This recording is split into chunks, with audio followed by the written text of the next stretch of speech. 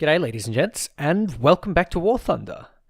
Today we're going to be having a look at probably one of my favourite British jets of all time, I guess.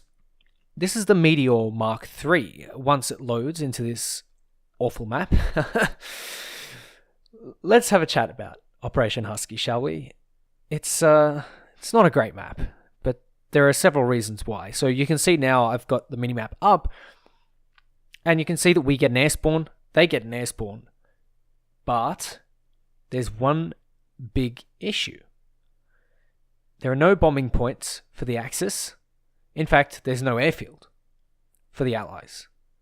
The Allies get carriers. Now, for those of you that play several Pacific maps, you'll know that the carriers are it basically means if your plane is a short endurance plane, good luck. Good luck. You're going to need it. Imagine flying an ME-163 and you get an air spawn, but on the flip side, you need to finish the match in 6 minutes, otherwise you're going to have to land on a carrier. And good luck landing a 163 on a carrier. Seriously. On top of that, if you have like an F-100 or a MiG-19 that burns fuel like no tomorrow, and you get a map with a carrier, ooh man, you're going to have to pull some Iron Armenian out of your behind to actually get the thing on the ground. And that's a very low chance, because I'm sure Haig's put a lot of time and many attempts to get that thing down safely. So, it's not going to be easy. And it is just not easy to land on a carrier, and it is not practical. And so, with a map like Operation Husky, you get a really unbalanced map where the Axis bombers don't have anything to do, and the Allied fighters can't land. You see where I'm going with this? It's terrible. It's not a great map at all. I think the original Sicily map is fine, and let's leave Operation Husky to the events. I think Op Husky, what else is there? I'm sure there are several other maps. Because essentially, if you were to balance this map out, it would just be like the regular Sicily, just in a slightly different location. And I really don't think it makes too much of a difference. I do, however, like the naval targets as ground units, because the Germans have a lot of bomb and they have a lot of gun CAS, and the bomb and gun CAS is really good against it, and the other CAS is good for the pillboxes, which makes it pretty interesting.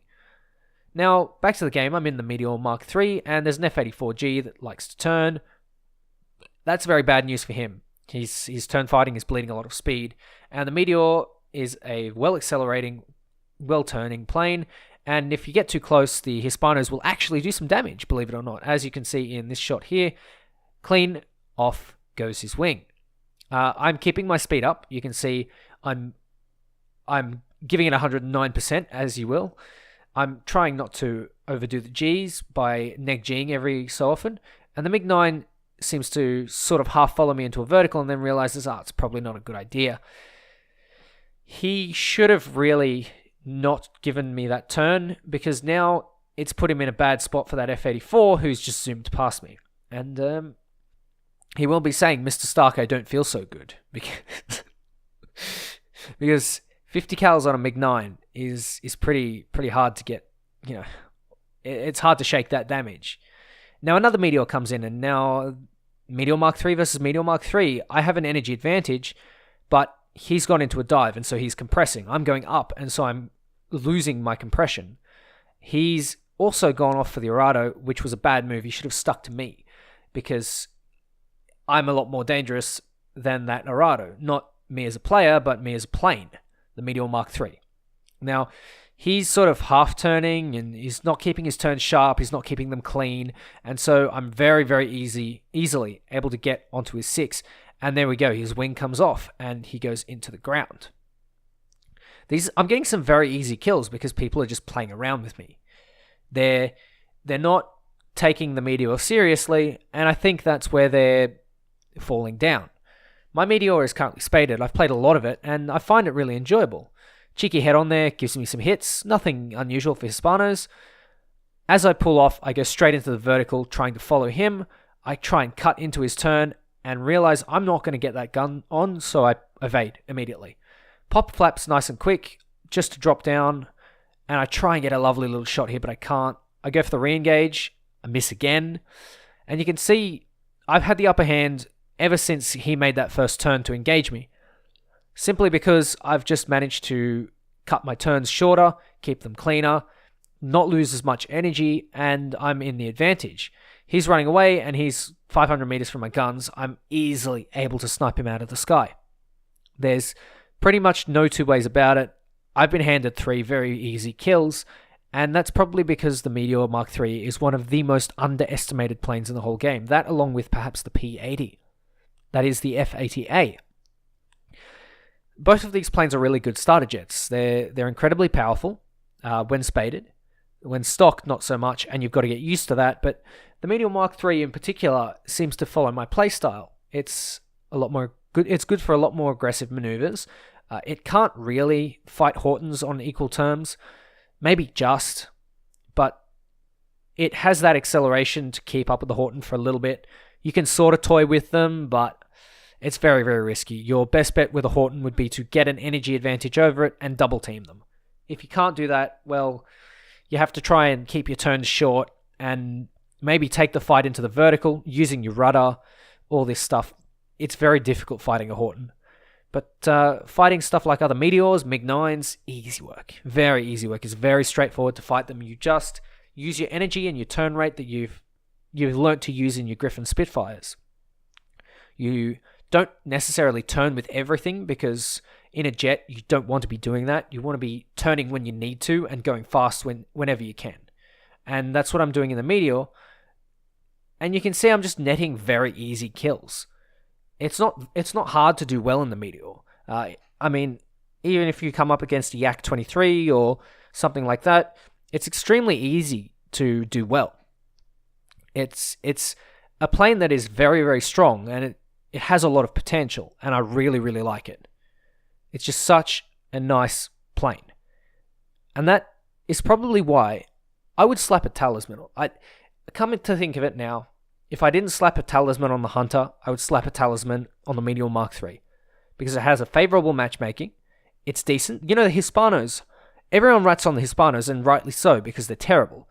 But 4 in a nose mount is surprisingly strong, because you're able to get those guns on target a lot more, and more guns on target, the better. Whereas with the wing mounts, you're juggling a bit of convergence, you're not always getting all 4 shells hitting the same spot at once. But with the Meteor, you're getting a concentrated dot of fire, and it is really, really nice. It is so convenient. Now, as you can see, the last guy left is a B-29, and he's climbing to space. Oh boy, it's going to be a long match. Settle in for a potentially very long match. I'm burning all I can to get up to altitude, and there's just not much I can do. Now, this is one of the reasons why I can't stand bombers in the game. Because they have the potential to be abused more than fighters. An Me-163 can camp at 10,000 meters for only about 20 minutes. Or, not 20, maybe 10 minutes. It has to get up there first, and by the time it gets up there, it's almost out of fuel, and it's got to glide back down. So, vehicles like them, they can camp in space all they want, but they're not going to be terribly successful, whereas a B-29 can, especially 2 or 3 of them, can drain the tickets enough to get a significant advantage, and then they can just go to space to try and avoid that repair cost.